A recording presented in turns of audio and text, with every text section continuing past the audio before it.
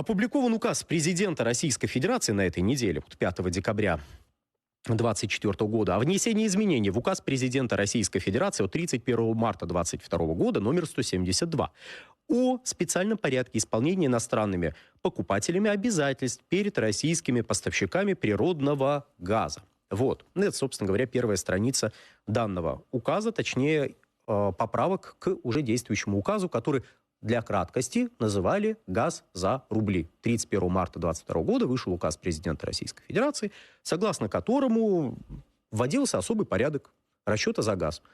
Порядок за трубопроводные поставки. И только для недружественных стран. Для дружественным все оставалось как прежде. Покупатель из недружественной страны должен был прийти в «Газпромбанк», открыть валютный счет, открыть рублевый счет. Все деньги, которые положены по контракту, перечислялись на валютный счет, оттуда на Мосбиржу они шли, где конвертировались в рубли. Эту услугу оказывал сам «Газпромбанк»? Да.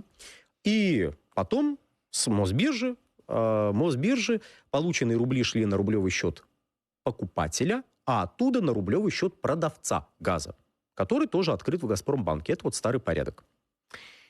«Газпромбанк» разъяснил внесенный в указ, в действовавший указ президента изменения. Он их разъяснил, и если можно, цитату «Газпромбанка» давайте тоже зачитаем. В соответствии с документом «Газпромбанк» продолжает оставаться единственным уполномоченным банком, через который осуществляются расчеты за поставку природного газа иностранными покупателями из недружественных стран или иностранными покупателями, осуществляющими поставку природного газа в недружественные страны.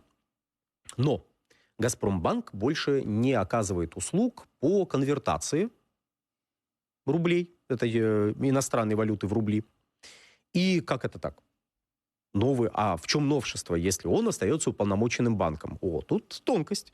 Я видел, как люди читают этот указ. Мне стало очень жалко Минфин Соединенных Штатов Америки, который тоже будет читать этот указ и пытаться понять, если совсем коротко, «Газпромбанку» теперь нет дела, откуда покупатель газа взял рубли. Вот откуда взял, неважно. Главное, что должен отдать на счет «Газпрома» в «Газпромбанке». А откуда вы собрали эти рубли? Каким образом? Что вы за это продали? Душу дьяволу или еще что-то? Абсолютно неважно. У вас собрались рубли, мы «Газпрому» переведем, все будет в порядке, и газ пойдет. То есть он уполномоченным банком остается, но там обязательно должен быть открыт счет продавца газа. А откуда? Покупателя газа. Продавца. Там продавец газа открывает счет. Продавец газа «Газпром». Правильно, там счет в «Газпромбанке» открыт рублевый счет «Газпром-экспорта». И на этот рублевый счет «Газпром-экспорта» могут прийти рубли откуда-то. То есть он уполномоченный банк, то есть у «Газпрома» там есть счет, на этот счет приходят рубли. А откуда они приходят? Из какого банка? От каких третьих лиц они могут прийти? Уже не важно. Мы готовы рассмотреть любые рубли, если они соответствуют нашим высоким стандартам. Высокие стандарты подразумевают, что рубли переводятся, исходя из курса Центробанка, за 2 дня до оплаты, который был. То есть берем курс, который был за 2 дня до даты, когда должна быть оплата этого самого газа, и все. Деньги пришли на счет продавца газа. Это, собственно, главное новшество. Там есть еще некоторые новшества, касающиеся взаимозачета газа. Возможно, Борис хочет прокомментировать взаимозачет. Достаточно этого, это намного важнее. Этот способ был изобретен еще Турцией уже в 2022 году. Достаточно большое количество турецких компаний работает в России. Решением правительства Турции рубли аккумулировались для того, чтобы рассчитаться с «Газпромбанком». А с турецкими компаниями правительство Турции по определяемому правительством Турции курсу в лирах рассчитывалось там у себя в Турции. Все были крайне довольны. Рубли конвертировать не надо, лиры конвертировать не надо. Все ходило и ходило. Теперь этот способ, хорошо работает. Я думаю, сейчас некоторые банки из дружественных стран сказали, так. Очень интересно, мы прочитали указ, нам все очень понравилось. По поводу взаимозачета, знаете, там интересный момент в этом указе, в поправках, в новой версии указа, который касается того, что новый порядок возобновления поставок. Раньше поставки газа нельзя было. Да, если что, «Газпром» не имел права поставлять газ покупателям из недружественных стран, если они не пользуются схемой газ за рубли. Вот. То есть ему прямо запрещалось это делать, поэтому когда наши друзья из Болгарии или Финляндии решили поэкспериментировать и проверить, а что, правда не будут поставлять? Оказалось, правда не будут поставлять. И самое интересное, если возникший долг в результате даже был бы погашен, но схема газ за рубли не стала бы использоваться, ну, то есть вот это открыли валютный счет, открыли рублевый счет, конвертация валюты в рубли, конвертация валюты в деньги. Вот, не происходит, значит, мы вам не возобновляем поставки. Сейчас по взаимозачету, вот так сказать, взаимных претензий в любой валюте, если вот взаимозачет произошел, возобновить поставки можно. Я с интересом смотрю на Австрию лично, ну и жду, может быть, будут какие-то новости. Может быть. Мое личное мнение. Хотя до 1 января осталось совсем немного. Ну, тут много чего до 1 января. Я думаю, мы 1 января, или когда там должен быть эфир, в январе 1 выйдем и скажем, столько будет новостей. И про транзит, и про оплату газа. Ой, феноменально. Так что, если что, в новогодний праздник, если у нас эфиры будут, мы пока не знаем, обязательно подключайтесь. Столько всего интересного будет происходить. Словами не описать, но мы постараемся. Причем, что характерно, даже если нам предложат провести эфир 1 января в 8 утра, мы это сделаем. Легко. Главное, чтобы зрители пришли в 8 утра.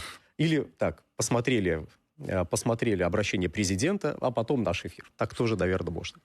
Так вот, при этом «Газпромбанк» больше так. Ну, собственно говоря, мы с вами пришли к тому, что европейские покупатели побежали в Минфин США, покупатели нашего газа, побежали в Минфин США с просьбами, ребята, может, мы как-то...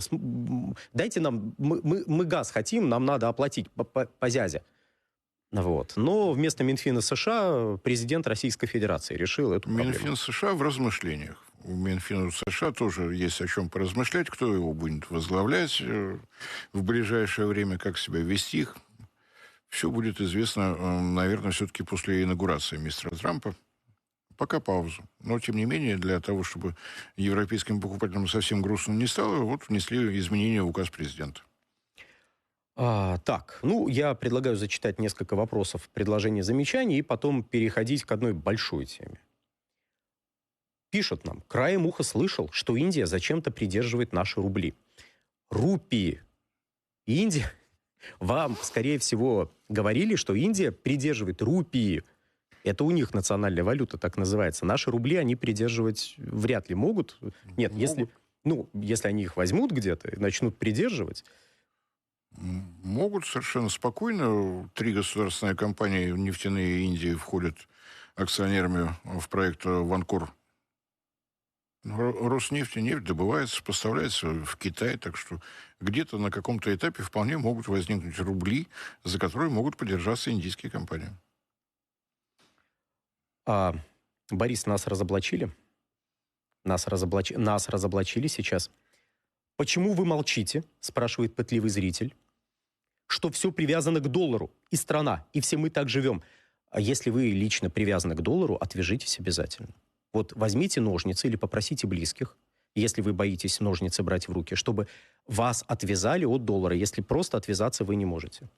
Но если что, вот мы сказали, передали ваши слова, что все привязано к доллару. Кое-что привязано, кстати, к евро, кое-что привязано к юаню и к другим иностранным валютам. Если вы хотели какую-то разоблачающую мысль написать, чуть более глубокую, чем у вас получилось, то надо было постараться получше. Для чайников у них не будет газа? Наоборот. Пока что наоборот. До 1 января газ у них будет, потому что оплатить его они смогут. Говорят, что готовы смотреть нашу передачу каждый день, на праздниках дважды в день. Ну, мы зададим к руководству вопрос. Канала, мы с удовольствием. По поводу Индии, на самом деле, там ситуация складывалась следующим образом. Один Bloomberg сказал, про который регулярно говорит тут Борис Леонидович, написали, что в Индии застряли миллиарды долларов российских денег, которые Россия должна получить за нефть. Я в сентябре там какие-то числа видел уже такие астрономические, там то ли 100 миллиардов. 40. Там 40 миллиардов. Каким образом мы туда что-то поставляем, каким образом компании демонстрируют, нефтяные компании демонстрируют прибыль, которую в Индию поставляют. Они тут отчитывались за первые 3 месяца, за первые 3 квартала. Вы знаете, как-то у них прибыль откуда-то взялась. Удивительно при таком Я подходе. пытался себе представить руководителя российской компании нефтяной, такой руководителя нефтяной компании в вакууме.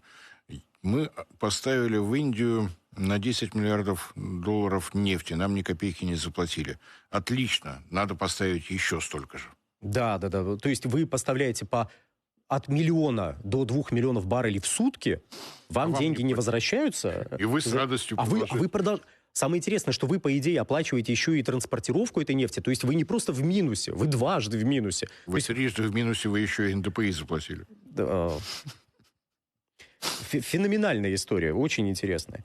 И главное, абсолютно правдивая. Вопрос по угольным ТЭЦ нам задают, но нам его же задавали в прошлый раз, и мы на него ответили. Есть ли информация по планам перевода угольных ТЭЦ на газовые? И, по-моему, мы сказали, что планы есть. Планы есть. Если будет возможность, в обязательном порядке отчитаемся. Схема и программа развития утверждены правительством Российской Федерации на период до 2030 года. Информацию можем взять оттуда, но с учетом того, что произошло на силовых машинах. Есть ли понимание, насколько хватит нефти, газа, учитывая продолжающийся рост спроса на углеводороды, новых крупных месторождений уже давно не открывали? Крупные месторождения открывали, если мы говорим про классификацию. Их открывали, например, в районе острова Сахалин, если мы говорим про Российскую Федерацию. На 12% разведана Арктика, то есть там еще что-то есть. Притом разведка ведется, разведка продолжается, она приносит плоды, и коэффициент восполнения запасов у нас выше единицы каждый год. И по нефти, и по газу. То есть понятно, что у нас ухудшается качество запасов. Понятно, что самотлор вряд ли. Или там еще какой-нибудь медвежье, если мы про газ говорим, ямбургское, вот это вот все. Уренгойское месторождение мы вряд ли откроем. С учетом того, что у нас не растут качественные показатели геологоразведки, и вот не только Арктика, территория Якутии геологическое исследование на 12%, Таймыра на 9%.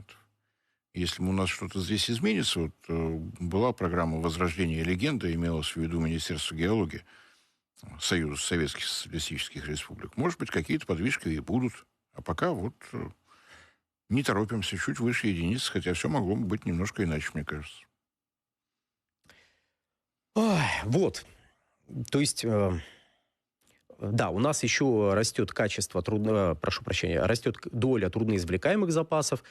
Если говорить про газ, смотрите, Валанжин и Синаман освоены, у нас осваиваются Ачимовские залежи, также с Ачимовкой работают по нефти, работают с плотными коллекторами. То есть работа ведется. То, что гигантские месторождения не открываются, не означает, что нефть, которая на уже имеющихся месторождениях есть, которые раньше не умели работать, ее теперь вовлекают в производство.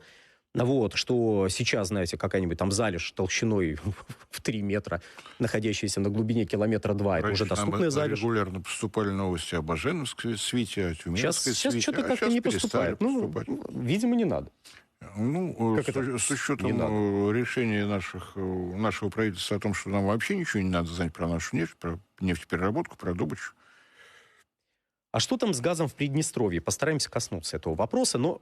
Чтобы успеть коснуться этого вопроса, давайте мы перейдем к Вероне, которая... В Вероне вдруг встречает нас события. Правда, Верона в Объединенных Арабских Эмиратах. Как это неудивительно. С того момента, как руководство Италии поняло, что главная традиция, которую надо перенять, это традиция Бенито Муссолини, этот форум перестал проводиться в Италии. Так вот. В этот раз... С 5 по 6 декабря 2024 года в Рас-Аль-Хайме, ОАЭ, прошел 17-й Веронский Евразийский экономический форум. И я там был, что характерно, просто слушал выступления с огромным интересом. Для себя отметил следующий момент. Форум евразийский. То есть там не Россия, страны... Юго-Восточной Азии и Ближнего Востока, но и представители Европейского Союза в довольно больших количествах, как среди просто присутствующих, так и среди выступающих. Европа — это северо-восточная оконечность Евразии, маленькая, по части углеводородов, конечно, нищая окраина, но тоже приезжает. Так вот, то есть, когда он называется евразийским, это не фигура речи, действительно евразийский. Да, ну, вдруг кто не слышал, где находится Европа, не знал, вот Борис Леонидович вам все рассказал. Новости географии актуальные. А вот чтобы почувствовать тон дискуссии, да, кстати, здесь вот правитель Рас Аль-Хайма выступает, как раз-таки он открывал этот форум. На интересную штуку обратил внимание. ОАЭ вот буквально 2 декабря, по-моему, 53 года исполнилось. И он обратил внимание на следующее, что вот его отец был неграмотный. То есть у него не было никакого образования, ну, может, так. Не было никакого образования, он сказал. И у них в течение одного поколения удалось преодолеть вот эту и неграмотность, и отсутствие вообще чего бы то ни было, и создать работающую экономику. Да, понятно, если у нас, знаете, был бы лишний час, мы бы сейчас подискутировали на тему того, что вот углеводороды, удобное местоположение, там мягкое отношение к неким транзитным потокам, которые через них могут идти. Они сыграли свою роль, но это понятно. Ну, как бы тут можно ряд возражений привести, почему не для всех подходит рецепт ОАЭ. Понятно, что не для всех. Речь о другом. Что за одно поколение при должном старании можно очень сильно изменить жизнь людей в нищем регионе, где нету ни одного, ну хорошо, где количество образованных людей очень мало, их практически нету, но при этом, если приложить усилия, и они появятся, и промышленность будет. Эта мысль, если позволите, вот сейчас просто повесили это чеховское ружье, оно у нас чуть позже сыграет. А вот чтобы, вот, кстати, здесь выступает человек, цитату которого я бы хотел сейчас привести. Она отлично покажет тон дискуссии, которая там имела место. Собственно, это Антонио Фалико, профессор, президент ассоциации «Познаем Евразию». Предполагается, что новая администрация Трампа повысит пошлинные тарифы на импортные товары, особенно из Китая и Азии в целом. Этот шаг должен нанести удар по развитию экономики Китая и других азиатских стран и способствовать реиндустриализации США. Поговаривают о тарифах в 20% и даже до 60% для некоторых китайских товаров. Будут ли заинтересованные страны ждать, как ягнята, чтобы их съел серый волк? Что они сами готовят? Каковы могут быть последствия подобных решений со стороны американцев? Представитель Евросоюза приезжает, и вот как бы вот... А Трюдо был? Так, чтобы Трюдо, ответить вот на это все. Мне кажется, Трюдо... Нет, там не Трюдо, там какой-нибудь Макрон должен приехать. А лучше сам Шольц, который, по-моему, в ОАЭ ездил периодически.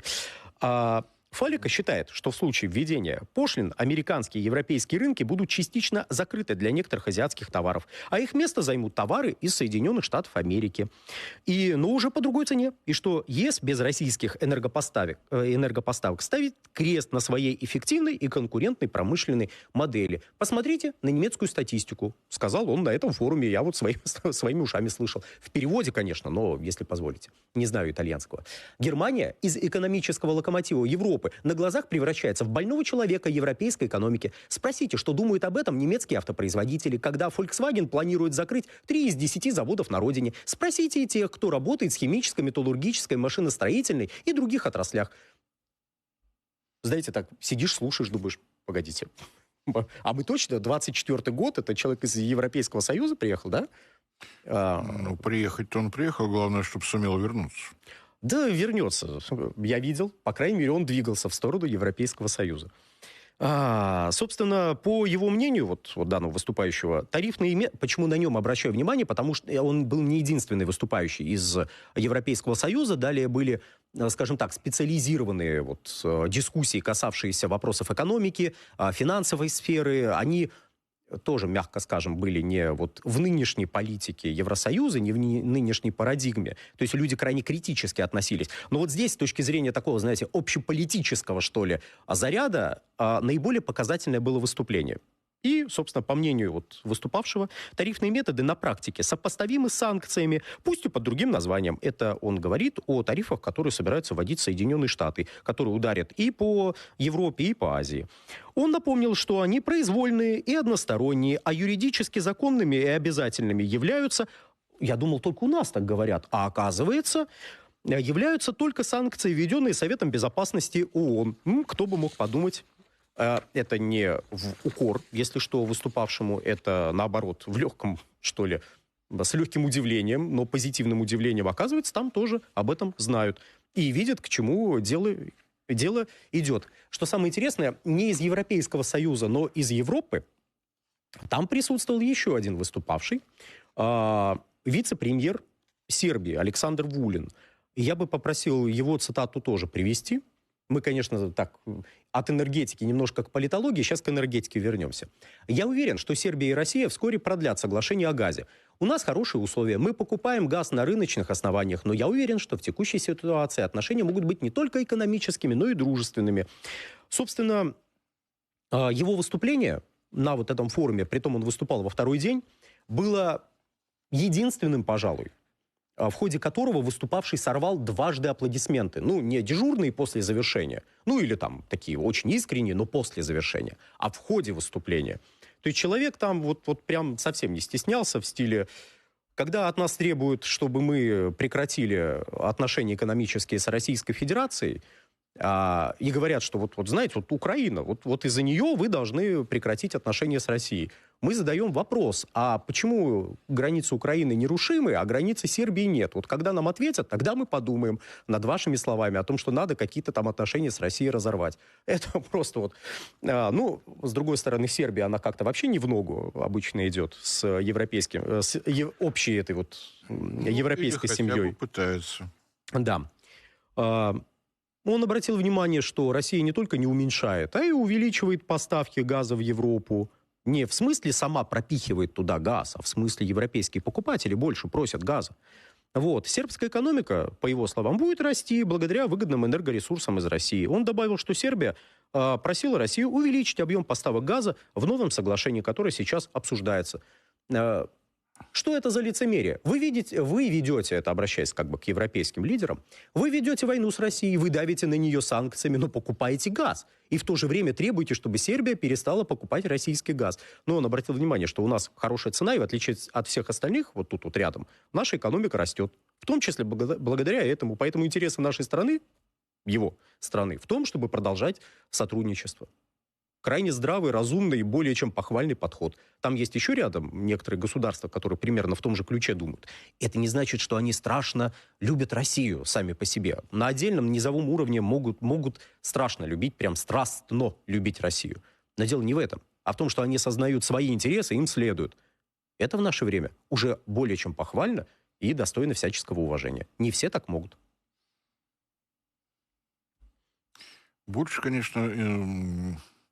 Меня лично больше заинтересовало то, что высказали руководители Катара. Так. Статус.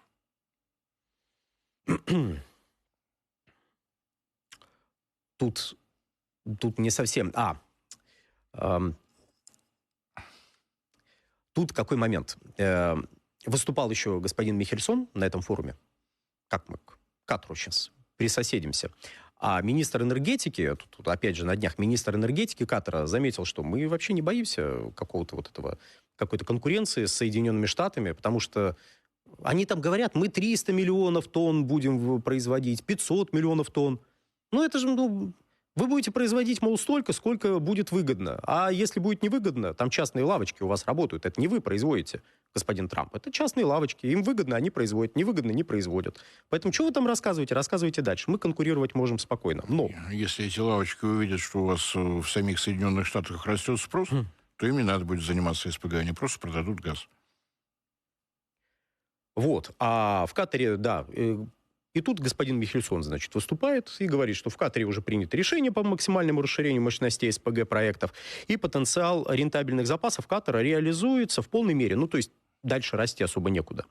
Что касается США, то там добыча сланцевого газа требует кратно больших затрат. Кроме того, в самой Америке увеличивается рост спроса. Ну и, как бы, цитата прямая, наиболее конкурентоспособной ресурсной базой для перспективных СПГ-проектов сейчас является Россия. Без России мир не сможет обеспечить энергопереход.